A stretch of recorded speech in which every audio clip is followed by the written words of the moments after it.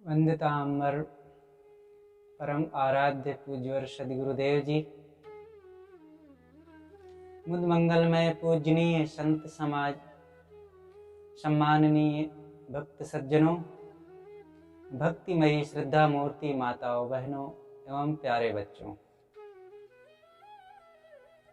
गृहस्थ जीवन सद्कर्म करते हुए सदाचार शांति प्राप्त करने के लिए मुख्य साधन है।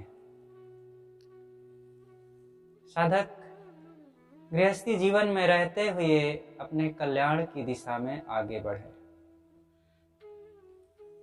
हर गृहस्थ युवक और नर नारी का कर्तव्य है कि अपने जीवन में संयम सदाचार का पूर्ण पालन करे।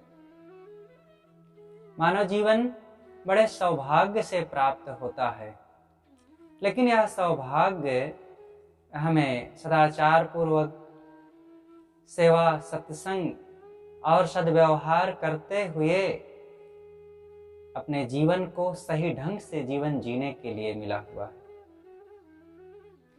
मनुष्य का जीवन सबसे पहले कर्तव्यनिष्ठ होना चाहिए। हर गृहस्थ के जीवन में संयम का पूर्ण पालन ये मुख्य उसकी आवश्यकता है। सदाचारमय जीवन होना चाहिए। जीवन की सफाई सबसे पहले आवश्यक है। जीवन सफाई के लिए हमें आवश्यकता है कि खान पान की पवित्रता, आचार विचार की पवित्रता, रहन सहन की पवित्रता, ये सबकी आवश्यकता है। मनुष्य को चाहिए कि सबसे पहले अपने खान पान को ठीक रखे। अंडा, मांस, मछली, भेड़, बकरी आदि ये मांसाहार का सर्वथा त्याग करें। इस प्रकार खान पान में सबसे पहले शुद्धि होनी चाहिए। गलत चीजें खाना पीना ये अपने लिए ही सब प्रकार से दुखदायी रास्ता अपनाना है। कहीं भटके मत। सदाचार का जीवन हमारा ये मुख्य जीवन है। जो व्यक्ति अपने जीवन में संयम सदाचार का पालन नहीं करता है और माता पिता भाई बंधु आदि सबके साथ सुंदर व्यवहार नहीं करता, परिवार में एक दूसरे के साथ सुंदर व्यवहार नहीं करता, उसका गृहस्थी जीवन सुखमय कैसे हो सकता है। धन इकट्ठा करना आवश्यक है, लेकिन धन कमाने के नाम पर छल छद्म करना, लूट खसोट करना, नाजायज ढंग से धन कमाना और अनैतिक ढंग से किसी की जमीन, किसी के मकान और किसी के रुपए पैसे पर अधिकार जमाना ये उचित नहीं है। गृहस्थी जीवन का मतलब ये नहीं होता है कि जायज नाजायज कुछ भी हम करते जाएं। सत्कर्तव्यों का पालन होना आवश्यक है। जरूरत है कि खान पान हमारा पवित्र हो। जो कुछ हम खाते पीते हैं उसमें सफाई स्वच्छता की आवश्यकता है। दयावान क्षमावान बन करके प्रेम विनम्रता का व्यवहार करें। पति पत्नी प्रेम से आपस में व्यवहार करें। धन जो मिला हुआ है उससे हम अपनी नैतिक कमाई करें। धन का मतलब ये नहीं है कि अनैतिक ढंग से हम कुछ भी करते चले जाएं। किसी के बहू बेटी पर कुदृष्टि करना ये बहुत गलत है। जितने भी संसार में नारियां हैं, पुरुषों के लिए माँ बहन बेटी की तरह हैं। अपनी पत्नी के अलावा संसार में समस्त नारियां आदरणीय हैं, प्रेम और श्रद्धा के पात्र हैं। उनके प्रति सदैव सुंदर व्यवहार हो और दूर का व्यवहार होना चाहिए। मर्यादा का पालन होना चाहिए। सेवा लेने के नाम पर या सेवा देने के नाम पर किसी भी ढंग से अनैतिकता का व्यवहार नहीं। इसी प्रकार नारियों के लिए अपने पति के अलावा जितने भी पुरुष हैं संसार में, वे पिता पुत्र भाई के समान हैं। उनके प्रति भी प्रेम आदर स्नेह का व्यवहार करें, लेकिन प्रेम स्नेह सेवा और सम्मान के नाम पर किसी ढंग से हमारे विचारों में मलिनता नहीं आनी चाहिए। ऐसा जिसका जीवन होता है वो सबका आदरणीय हो जाता है। ऐसे ही लोग सज्जन और देवी कहलाते हैं। ये दो ही शब्दावलियां चलती हैं, सज्जन और संत। संत तो संत हैं, उनकी परंपरा ही अलग है। वे विरक्त होते हैं, घर गृहस्थी और अपने माने गए परिवार आदि से वे पूर्ण विरक्त त्यागी होते हैं। लेकिन जो सज्जन हैं, सज्जन लोग घर गृहस्थी में रहते हैं। लेकिन सज्जन होने का मतलब ये नहीं है कि हिंसा हत्या करना, चोरी ठगाई बेईमानी का काम करना, लूट फूंक करना और मारकाट करना, विवाद तथा नाना दोष दुर्गुणों में शराब कबाब में डूबे रहना। सज्जन होने का मतलब ये तो नहीं है। गृहस्थ होने का मतलब ये तो नहीं है। सज्जन एक आदरणीय शब्द है और गृहस्थी में रहने वाले वे सभी लोग सज्जन हैं जो संयम सदाचार का पालन करते हुए परिवार में रहते हैं। इसलिए प्रत्येक व्यक्ति को गृहस्थी के अपने इन नियमों का पालन करना चाहिए। पूरी तरह से दुर्व्यसनों से ऊपर उठें, शराब ना पिएं। शराब ने समाज का बहुत अहित किया है। शराबियों के बच्चे बिगड़ जाते हैं। एक व्यक्ति था, वो सिगरेट पीता था। उसने अपने बेटे से कहा, बेटा बीड़ी पीने लगा था। उसने कहा, बेटा सिगरेट नहीं पीना चाहिए, सिगरेट नुकसान करता है और ये गंदी आदत है, अतः सिगरेट का त्याग करो। उन्होंने कहा, बेटे ने कहा कि पिताजी सिगरेट ज्यादा नुकसान करता है कि बीड़ी? अब पिताजी निरुत्तर हो गए। वे क्या कह सकते थे? स्वयं सिगरेट पी करके बच्चे को बीड़ी के लिए कैसे रोक सकते हैं? इसलिए पहले स्वयं दुर्व्यसन मुक्त बने, पहले स्वयं दुर्गुण रहित बने, तभी हम अपने बच्चों को और अपने परिवार वालों को वह सद शिक्षा दे सकते हैं। स्वयं हम दोषों में डूबे हुए हैं, फिर हम दूसरों को कैसे कह सकते हैं कि ऐसा ना करें? परिवार की बहुत बड़ी जिम्मेदारी होती है। जो परिवार का मालिक अगुआ पिता है, माता है, वे स्वयं सदाचारी बने। सदगृहस्थ का यही एक कर्तव्य है कि अपने साथ वो दूसरों को भी सदाचार का रास्ता दिखाए और उनके जीवन को मजबूत बनावे। आखिर उन्हीं के नेतृत्व में एक सुंदर योग्य, सकुशल, व्यवहार कुशल, कर्मठ, बुद्धिमान, गुणवान, सेवापरायण, भक्तिमान एक बेटा और बेटी का निर्माण होता है। और वे माता पिता स्वयं दोषों में, विकारों में और दुर्व्यसनों में फंसे हुए हैं, फिर अपने बच्चों को कैसे वैसा बना सकते हैं? इसलिए भाई, गृहस्थी एक बहुत बड़ी जिम्मेदारी है, बहुत बड़ी मर्यादा है। अपने कमाए हुए धन को आप केवल अपने परिवार में ही, अपने बाल बच्चों में ही, अपने शौक श्रृंगार में ही ना नष्ट करें। आप अपने गुजर बसर और परिवार के लिए उचित मात्रा में खर्च करें। उसके अलावा अपने धन को धर्म में लगावें, सेवा परमार्थ में लगावें, दीन दुखियों गरीबों की रक्षा में लगावें और संत गुरुजनों के प्रति सेवा, सत्संग और परमार्थ में जिस किसी भी ढंग से खर्च करें। अगर आप अपने कमाए हुए धन का कुछ हिस्सा परमार्थ में खर्च नहीं करते हैं तो आपका धन किसी न किसी ढंग से आपके जीवन में पाप का कारण होगा।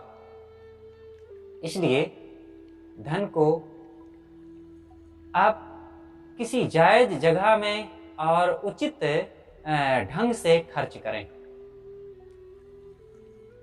इसी प्रकार आपके जीवन में सादगी होनी चाहिए। सादगी, थोड़े में निर्वाह करते हुए अपने वस्त्र, आभूषण, मकान, दुकान, गाड़ी आदि के लिए भी सादगी रखें। उचित और आवश्यक खर्च होना चाहिए। ये नहीं कि पैसे हैं तो आप दिखावेबाजी में पैसे का अपव्यय करते चले जा रहे हैं पानी की तरह। कहीं जरूरत पड़ गई आपके नौकर को तो 5 रुपया देना कठिन हो गया, लेकिन आपका बच्चा किसी भी ढंग से, कोई भी विशेष कारण नहीं है तो भी थोड़ा सा मांगा और आप उसको 1000 रुपए दे दिए। या आप अपने बच्चे को बिगाड़ रहे हैं, उसके पैरों को काट रहे हैं और उसको दोष, दुर्गुण और दुराचार में झोंक रहे हैं। बच्चों को उचित धन दीजिए, थोड़ा सा उसके निर्वाह के लिए, काम के लिए, जरूरत की चीजें। हाँ, जरूरत पड़े तो दो, भरपूर दो, लेकिन अगर आवश्यक नहीं है तो भी आप उसको देते जा रहे हैं तो आप उसको फैशनी और विलासी बना रहे हैं, और विलासी के बाद फिर विनाश की ओर चला ही जाएगा। इसलिए विनाश का पथ नहीं अपनाना चाहिए। एक सद्गृहस्थ का कर्तव्य है कि वे अपने घर की देवियों का भी सम्मान करें, माता का आदर हो, पत्नी के साथ सुंदर व्यवहार हो, उसकी इज्जत करें, उनकी आवश्यकताओं का ख्याल रखें। वो आपको ध्यान में रखते हुए अपने माता पिता, घर, नैहर, सखी सहेलियां, यहाँ तक कि अपनी पोशाक, वस्त्राभूषण सबको चेंज करके आपके घर में आई है और निःशुल्क आपके घर को वो व्यवस्थित कर रही है, रक्षा कर रही है, आपके माता पिता को भी संभाल रही है, आपको संभाल रही है और इतना परिश्रम कर रही है, और इसके पश्चात भी उसको अपमान सहना पड़े, इसके पश्चात भी वो घर में प्रसन्नता का अनुभव ना कर सके। आपके बच्चों की रात दिन वो सेवा करती है और फिर भी उसको आंसू बहाना पड़े, ये ठीक नहीं है। इसलिए गृहस्थी जीवन नर और नारी इन दोनों के संयोग से निर्माण होता है, और नर का तो सम्मान वो अपनी पीठ स्वयं ठोक ले अपने से, और नारी का अनादर हो यह उचित नहीं। जहां पर नारी का सम्मान नहीं, नारी का आदर नहीं, जिस घर परिवार में देवियों को उचित सुविधाएं नहीं मिलती है, उनका सत्कार नहीं होता है, वह घर थोड़े दिनों में टूट जाता है और उसको बिगड़ने में देरी नहीं लगती है। गृहस्थी जीवन में किसी न किसी ढंग से धर्म परमार्थ का व्यवहार होना चाहिए। आप सत्संग का सेवन करें, संतों के पास बैठे उठें और आपके घर में संत बराबर आते जाते रहें। संतों की सेवा होनी चाहिए और उनके ज्ञान विचार का श्रद्धा और भक्ति भाव पूर्वक श्रवण मनन होना चाहिए। जीवन में आपके संयम और स्वाध्याय, साधना, निष्कामता का प्रकाश फैले। केवल एक दूसरों को रिझाना और प्रभावित करने में ही आपका समय न बीते। अपने अंतःकरण को प्रकाशित करें, घर परिवार के माहौल को ज्ञान भक्ति से संपन्न करें। तो धर्म परमार्थ का माहौल हमारे घर में का होना चाहिए, और इसके लिए आवश्यक है कि संत गुरुजनों का बराबर आगमन होता रहे। संतों की सेवा और भक्ति के नाम पर आप जैसे तैसे किसी भी साधु महात्मा को घर में बुलाते हैं, जिनके अंदर विवेक वैराग्य नहीं है और सच्ची समझ नहीं है, त्याग अनासक्ति नहीं है। वो आपके धन, घर और बाल बच्चों को देख करके आपके घर में आते हैं, आपके रुपए पैसे पर अपनी दृष्टि रखते हैं। ऐसे लोगों से सावधान भी रहना चाहिए। भक्ति का मतलब ये नहीं है कि विवेकहीन होकर के और बस अंध भक्ति और अंधश्रद्धा में डूब जाना। भक्ति का मतलब है कि विवेकवान बनकर के, सच्चे सज्जनों और संतों का सानिध्य प्राप्त करके भक्ति, ज्ञान, वैराग्य, अनासक्ति और कल्याण की मंजिल को प्राप्त करना। इसलिए सदैव संयम सदाचार का पालन होना चाहिए।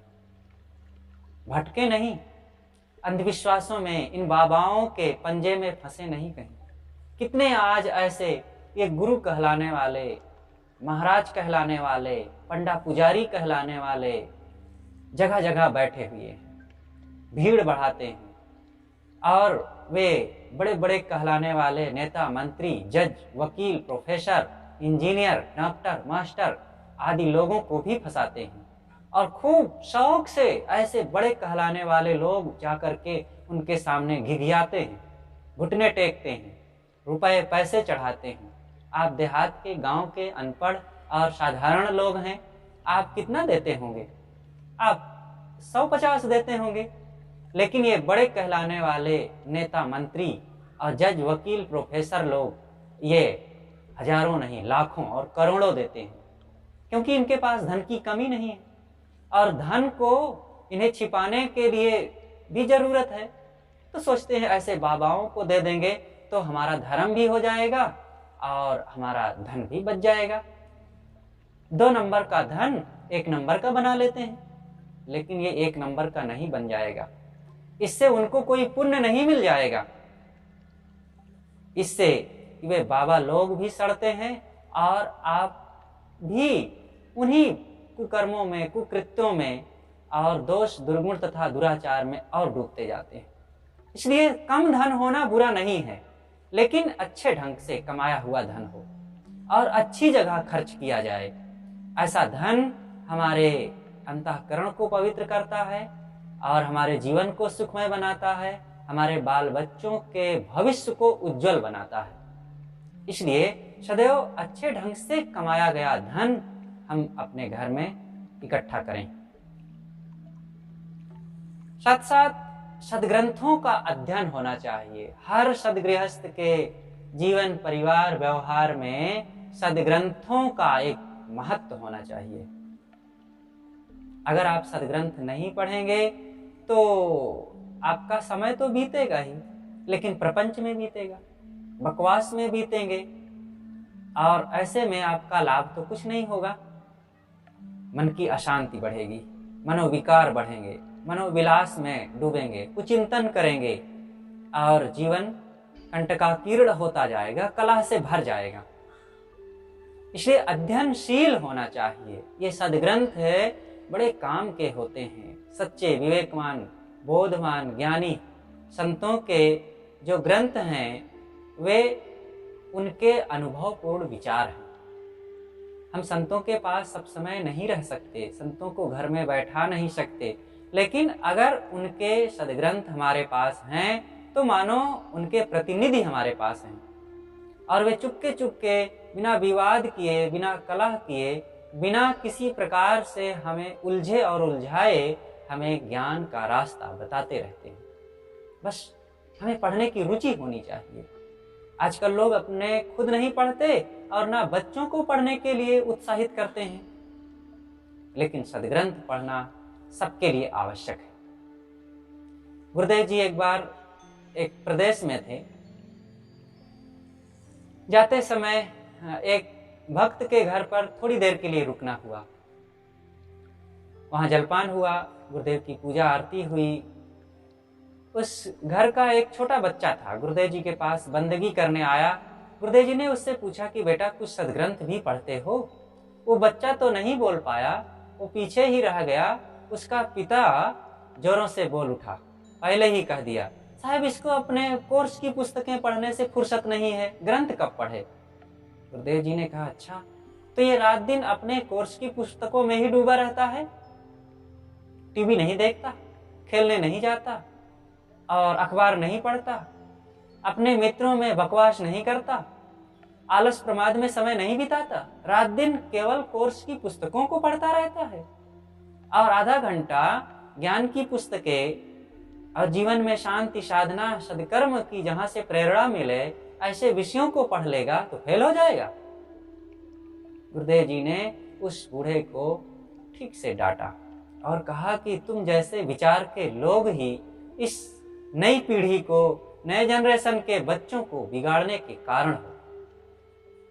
बच्चों को तो और उत्साहित करना चाहिए कि बेटा चलो सत्संग में, बेटा ये कुछ ग्रंथ पढ़ो, इसी बहाने आप भी सुनिए, उनसे पढ़वाइए, उनको भी लाभ होगा, आपको भी लाभ होगा। लेकिन जो पिता खुद कहता है कि बेटा तुम अपने कोर्स की पुस्तकें पढ़ो, ये ज्ञान की पुस्तकें पढ़ने की जरूरत नहीं है, ऐसे लोग खुद अपने पैरों में कुल्हाड़ी मारते हैं। तो आवश्यकता है कि वे अपने बच्चों को भी इन ज्ञान विचार की पुस्तकों को पढ़ने के लिए प्रेरित करें। साथ साथ स्वयं सत्संग का माहौल बनावें। अपने घर परिवार में कुछ ज्ञान विचार की चर्चा होती रहनी चाहिए, संतों का आवागमन हो, हम उनके यहाँ आश्रमों में जाएं, सद्ग्रंथ पढ़ें।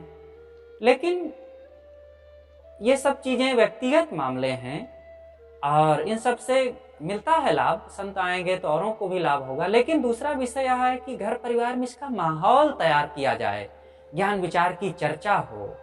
आजकल मीडिया का जमाना है, सबके पास मोबाइल होते हैं, मोबाइल में भी संतों गुरुजनों के विचार हैं, तो उसमें से भजन लगा दीजिए, प्रवचन लगा दीजिए। गुरुदेव जी के, हमारे गुरुदेव सदगुरु अभिलाष साहेब जी के विचार और भी संतों के विचार मोबाइल के यूट्यूब चैनल पर खूब भरा हुआ है, और जो भक्त सज्जन चाहें, जिस भी विषय पर चाहें, खूब सुन सकते हैं, खूब उसका लाभ ले सकते हैं। अपने बच्चों को, घर की देवियों को और अतिथियों को, किसी को भी सुनाओ और खूब लाभ लिया जाए। समय का सदुपयोग होगा, ज्ञान का लाभ होगा, मन की शांति मिलेगी और जीवन मधुमय बनेगा। तो ये मीडिया का भी उपयोग हमें आध्यात्मिक दिशा में भी इसका लाभ ले लेना चाहिए। इसी प्रकार आप अपने पास मशीन है, एम्पलीफायर है, टेप रिकॉर्डर है या और भी कुछ साधन है, तो आप प्रवचन लगाइए, भजन लगा दीजिए, भजन बजे, ज्ञान विचार के भजन, कबीर साहब के भजन, उनके दोहे, उनकी साखियां कितने महत्वपूर्ण हैं। जिधर देखो, जिस भी प्रदेश में जाओ और कुछ सुनाई पड़े या ना सुनाई पड़े, कहत कबीर सुनो भाई साधो की गूंज होती ही रहती है कहीं ना कहीं से।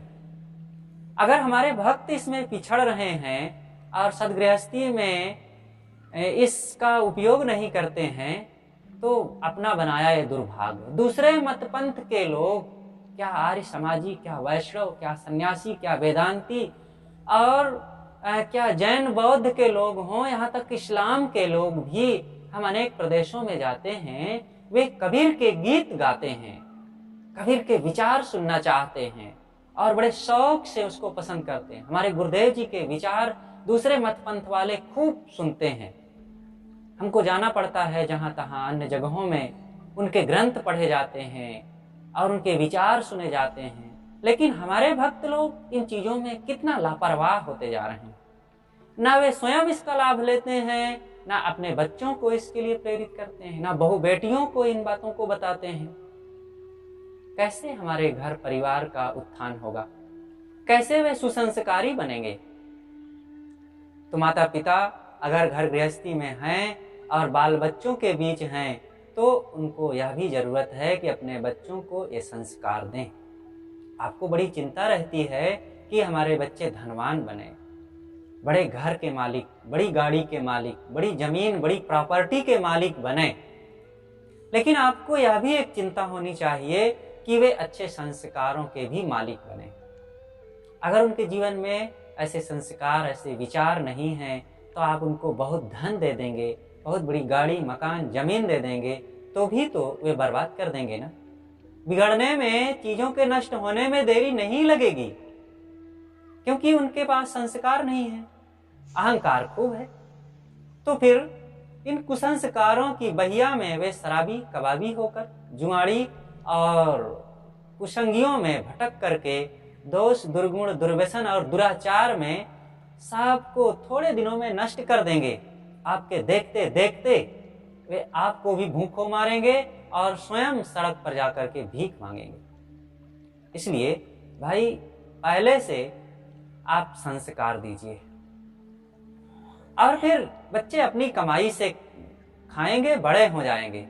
इसलिए कहा गया है, पूत सपूत तो का धन संचय और पूत कपूत तो का धन संचय। अगर पुत्र सुपुत्र हैं, वे योग्य, सदाचारी, गुणवान, विचारवान, भक्तिवान हैं और लायक हैं, श्रमशील हैं, तो उनके लिए आपको धन बटोर करके रखने की कोई जरूरत नहीं। आप कमाइए और खाइए, खिलाइए, परमार्थ में लगाइए। और दुष्ट आपका बेटा है तो उसके लिए भी बटोर करके धरने की जरूरत नहीं है। आप जो कमा रहे हैं खाओ, खिलाओ और इकट्ठा मत करो, नहीं तो वो अनेक दोष दुर्गुणों में, विलासिता और फैशनबाजी में और दुराचार में सब मिटा देगा। तो बहुत धन की चिंता नहीं, चिंता होनी चाहिए सद्कर्मों की। और जब सत्कर्म हैं, सद्विचार हैं, संस्कार हैं, तो वो बच्चे खुद धनवान बन जाएंगे। आज देखते नहीं हैं, कई पिताओं को यह कहते हुए देखा गया कि बेटा हमारी कमाई पर गुलछर्रे उड़ा लो, नहीं तो 4 दिन में हमारे बाद कटोरे लेकर भीख मांगोगे। अपने बेटों को ऐसा कह रहे थे। लेकिन देखा गया कि उन्हीं के बेटे वो बड़े हुए और अच्छी कार से चल रहे हैं, अच्छे घर के मालिक हैं, अच्छी नौकरी कर रहे हैं और बढ़िया पढ़े लिखे, शानो शौकत से और संस्कार पूर्वक बढ़िया जीवन जी रहे हैं। तो ये मत सोचिए कि आप जो कर रहे हैं, जो दे रहे हैं, उसी के बलबूते वे खाए पिएंगे, आगे बढ़ेंगे। नहीं, ऐसा नहीं है। उनके भी अपने कुछ कर्म हैं, उनकी भी अपनी कुछ कमाई है। तो आप अपने लिए सोचें, आप एक उचित रास्ता उनको केवल दिखाइए, बस बहुत ज्यादा मत सोचिए। आपके घर में ऐसा माहौल होना चाहिए कि बराबर अतिथियों का आवागमन बना रहे। आज का जनरेशन कुछ ऐसा हो गया है कि मेहमानों का आना बंद हो गया। कारण है कई, हस्बैंड वाइफ दोनों नौकरी करते हैं, बच्चे पढ़ने चले जाते हैं। अब कोई मेहमान आवे भी तो उसका स्वागत कैसे हो, उसको बैठने को कौन पूछे, उसको जल भोजन कौन दे? तो मेहमान आने ही बंद हो गए। कुछ घर की ऐसी व्यवस्था होनी चाहिए, कुछ हमारी ऐसी सोच होनी चाहिए कि बच्चों को भी घर में आश्रय मिलता रहे। माता पिता जो बूढ़े हैं उनको सम्मान मिलता रहे। और आपके नैहर से, ससुराल से नाना नानी, मामा मामी, बुआ चाचा काकी या कोई संत गुरु आ जाएं, अतिथि आ जाएं, तो उनको भी जल भोजन पूछने वाला कोई घर में हो और उनका सम्मान होता रहे। इस प्रकार घर में अतिथियों का आना शुभ है। अतिथि के बिना आंगन बेकार है, जेब के बिना, पैसे के बिना जेब बेकार है, पानी के बिना नदी बेकार है। इसी प्रकार शांति के बिना जीवन बेकार है। हमारे जीवन में सद्कर्म और शांति की कमाई होनी चाहिए। आध्यात्मिक दिशा में भी आगे बढ़ें। गृहस्थी में रहने का मतलब नहीं है कि रात दिन बैल की तरह घर, खेत, फैक्ट्री, दुकान और व्यापार में हम खटते रहें और रात में सो जाएं, सुबह से उठें फिर उसी में नध जाएं। नहीं, काम करिए, काम करने को कोई नहीं रोकता है। पैसे कमाइए, पैसा कमाना जरूरी है और व्यवहार का काम कीजिए, परिवार का पालन पोषण भी कीजिए। लेकिन आपकी यह भी एक बहुत बड़ी जिम्मेदारी है कि आप एकांत में बैठ करके अपने आप को पहचानें, अपने मन को देखें कि मेरे अंदर कितने दोष, कितने दुर्गुण हैं और मैं क्या कर रहा हूँ, मेरे कर्तव्य क्या हैं, मेरे जीवन की दशा क्या है, कितने दिन मुझे यहाँ रहना है और मैं तथा मेरा शरीर क्या है। इस शरीर से भिन्न मैं कुछ अलग हूँ या मैं शरीर ही हूँ, और शरीर के नष्ट होने के बाद मेरी क्या दशा होगी। इन बातों पर अगर हम सोचते नहीं हैं, समाधान नहीं निकालते हैं, सत्संग में जाकर के इसका निर्णय नहीं करते हैं, इस पर चर्चा नहीं करते हैं और इस विषय पर हमारी कोई स्थिति नहीं है, कहीं ठहराव नहीं है, तो सोचिए कि आप क्या कर रहे हैं। सत्संग इसीलिए सत्संग गाड़ी के इंजन की तरह है। जैसे ट्रेन में इंजन जिधर जाता है डिब्बे वहां पहुंच जाते हैं। कारण यही है कि डिब्बे इंजन से जुड़े हुए हैं। अगर वे जुड़े हैं तो इंजन के पीछे पीछे इंजन के पास सदैव वे बने ही रहेंगे और वहां पहुंचेंगे जहां इंजन पहुंचते हैं। डिब्बों में खर्च नहीं लगता, इंजन में खर्च लगता है। लेकिन अगर जुड़े हैं तो वे पहुंच ही जाते हैं इंजन के पास। इसी प्रकार संत, गुरुजन, साधक और महापुरुष ये सब इंजन की भांति हैं। ये साधना करते हैं, त्याग तप करते हैं, अध्ययन मनन करते हैं, अपने जीवन को संयम, ज्ञान, भक्ति, स्वाध्याय और विवेक विचार में तपाते हैं और तपा करके वे साधना की गहराई में पहुंच करके वो आत्म शांति का अनुभव रस इकट्ठा करते हैं। लेकिन जो भक्त सज्जन उन संतों से लगे पगे हैं, उनके विचार श्रवण करते रहते हैं और उनके सानिध्य, दर्शन और सत्संग का लाभ लेते रहते हैं, तो अनायास उनको सब कुछ मिल जाता है जो संतों के पास है। संत अपने पास बचा करके नहीं रखते, उनके जो भी विचार हैं, ज्ञान है, वे दूसरों को देना चाहते हैं और वे चाहते हैं कि जिस लाभ से हम लाभान्वित हो रहे हैं, जिस मन की दशा से हम प्रसन्न और शांति का अनुभव करते हैं, इसका लाभ दूसरे लोग भी लें। लेकिन जब आपके मन में वो जिज्ञासा होगी, वो उत्कंठा होगी और वो शांति की पिपासा होगी, तभी तो लाभ मिलेगा। इसलिए भाई सत्संग में समय दें और फिर एकांत में बैठ करके रोज ध्यान करें, मैं कौन हूँ, मुझे कब तक इस घर, परिवार, शरीर, संसार में रहना है, इनका सुख कब तक हम लेते रहेंगे। सदैव के लिए ये दिन बने नहीं रहेंगे। सदा न कोयल बोलती, सदा न खिलते फूल, ये अवसर तब ही मिले जब पुण्य होए अनुकूल।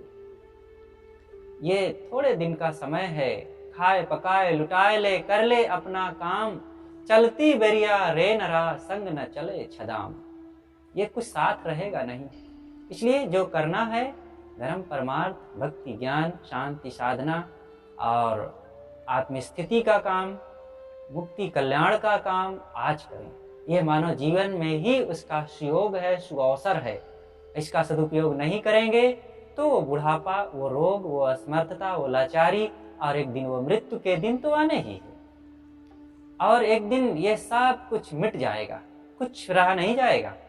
इसलिए ये बाहर की चीजें मिटने के पहले, शरीर मिटने के पहले और हमारा ये बाहरी संसार मिटने के पहले अपनी सांसारिकता को मिटा दें, अपनी आसक्ति को मिटा दें, अपने मन की उन वासनाओं को मिटा दें जिनके कारण आज तक हम जलते आए हैं, दुखी होते आए हैं।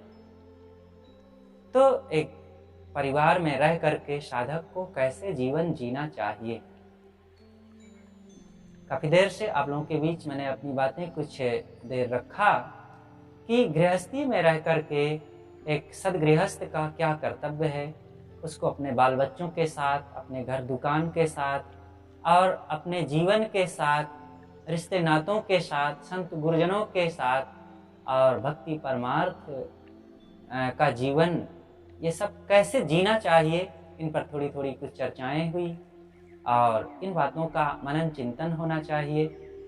और सब प्रकार से गृहस्थी में रहते हुए भी जीवन में पवित्रता, शांति, सद्कर्म हो, दोषों का त्याग हो, दुर्व्यसनों से ऊपर उठें, अंडा मांसाहार का तो पूरी तरह से जीवन में त्याग होना ही चाहिए। तो जितना जितना सफाई होती जाएगी उतनी उतनी पवित्रता जीवन में बढ़ती जाएगी और उतना उतना हमारा जीवन निखरता जाएगा। और ये सुधरा हुआ, निखरा हुआ और परिमार्जित किया हुआ जीवन ही सच्चा जीवन है और यही एक सच्चे सदगृहस्थ का कर्तव्य है। हम सब लोग ऐसा जीवन जिएं और धीरे से ऐसा जीवन जीते हुए संत गुरुजनों की रहनी को भी प्राप्त करें। और इस मानव जीवन का अंतिम यही फल है, चाहे गृहस्थ हो या विरक्त, जीवन मुक्ति की प्राप्ति। और वो दशा, वो रहनी मिल जाए तो बस सुख सोवे दास कबीरा हो, निर्भय भय तहाँ गुरु की नगरिया, सुख सोवे दास कबीरा हो, फिर वही बसे आनंद कटारी। तो अपनी बातें मैं यहीं पर समाप्त करता हूँ। आप सबको सादर धन्यवाद और सभी संतों भक्तों के चरणों में सादर साहिब बोलिए सद्गुरुदेव की जय।